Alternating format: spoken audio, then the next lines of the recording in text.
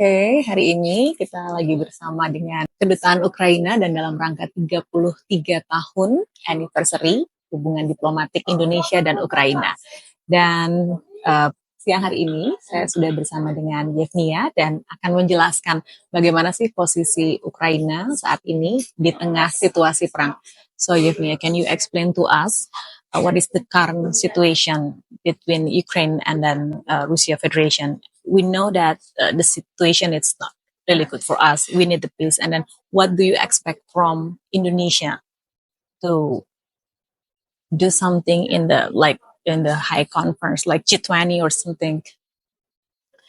Thank you so much for your question. Situation now is very complicated. Recently, the attacks by Russian Federation on our civilian infrastructure and civilian residential buildings became more intense and more brutal. We have almost every night the massive attack of drones and missiles on our peaceful cities. And situation on the front line, of course, is very complicated. But we continue to fight. We continue to stand our ground. But within the recent developments in the peace process, we must say that we expected the Russian Federation to be more serious about that. We were hoping that at this moment, Russian Federation and the leadership in Kremlin will be more into the real peace. But what we saw that the delegation that was sent to the negotiations was at the level of the people who doesn't make any decisions. And we really welcome the results of some points of the negotiation regarding the exchange of the prisoners of war. It's really important for us to get all of our people, of the wounded, of Ukrainians that are still in Russian captivity, and most importantly, deported Ukrainian children home. But still, we don't see any positive developments in the peace process itself. We provided Russia with our view, with our proposals for ceasefire and for peace, for real peace, but unfortunately we didn't get response for that.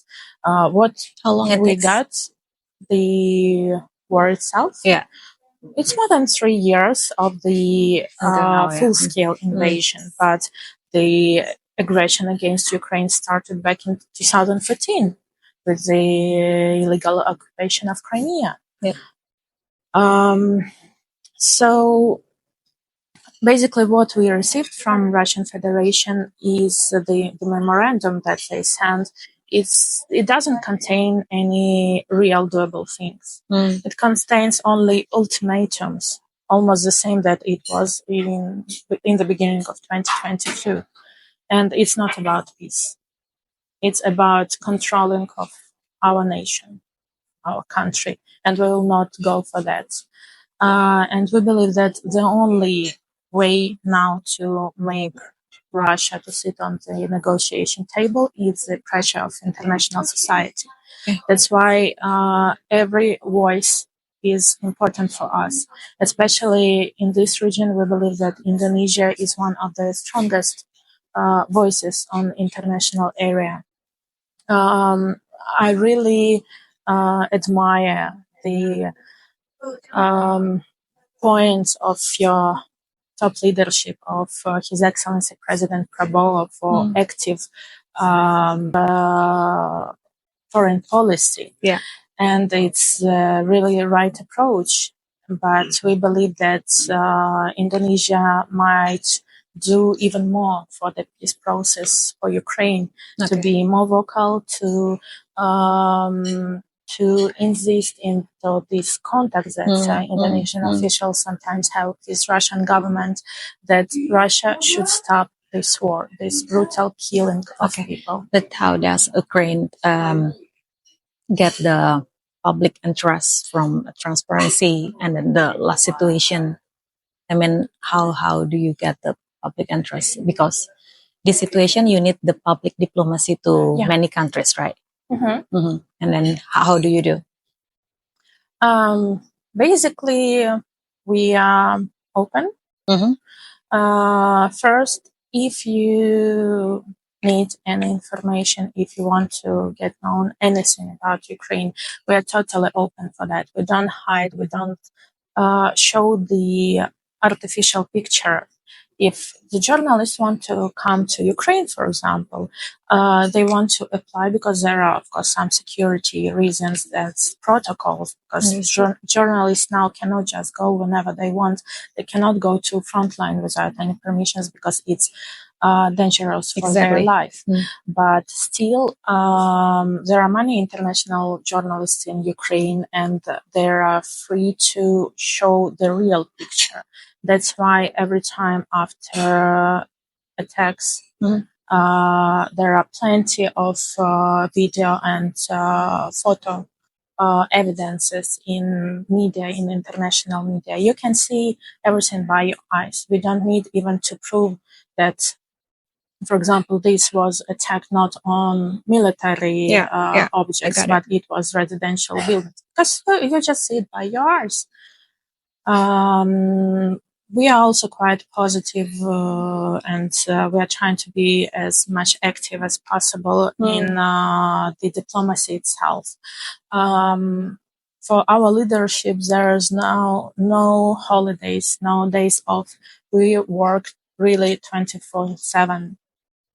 And we feel that if we see, for example, that there is request from any leader or any high officials to come to Ukraine or to have the visits, to receive the visit, even on holidays, even on big holidays in Ukraine, we are into it. Because for us, every single day is important. For us, it's important to get peace for Ukrainian people as soon as possible. Not even one more second of killing. That's why we trying to be on all platforms to attend as many international events as we can. Because we believe that it's important for people to hear us and to see the situation. And maybe it's not really serious question. So, is there any similarity Ukraine and Indonesia? I mean, like the peoples, the Muslims. What else? You can say that because you come here and then you see everything here. Now we see a lot of similarities. Starting with the very basic one, the respect for multi-ethnicity and multi-culture. There are plenty of ethnicities in Indonesia. We also have plenty of ethnicities in Ukraine, and we believe that they have the right to develop their culture, their own language. We know how it's hard when your language, your culture, your identity is suppressed. And we see this, the motto very... I remember this motto even since I was studying at school, the ultimate in diversity about Indonesia. And now it really resonates for Ukraine. For example, in Ukraine, we have Crimean Tatars. They're the biggest Muslim ethnicity in Ukraine, but still they're not only the only Muslims. There are many Muslims of different ethnicities. In average, we have around 2 million of Muslim population in Ukraine. Many of them, they are defending our country together with other people, because for us now it doesn't really matter what ethnicity, what religion you have. You are the citizen, you are the person, and you will be respected in the same way. yeah, Yeah. we see a lot of similarities in approaches for culture. There are And a also lot. food? No. Our food is a bit different, Okay. but still, we as Ukrainians, we also have the culture of cuisine, and we are really proud of our cuisine. Of course. Thank you so much for your time.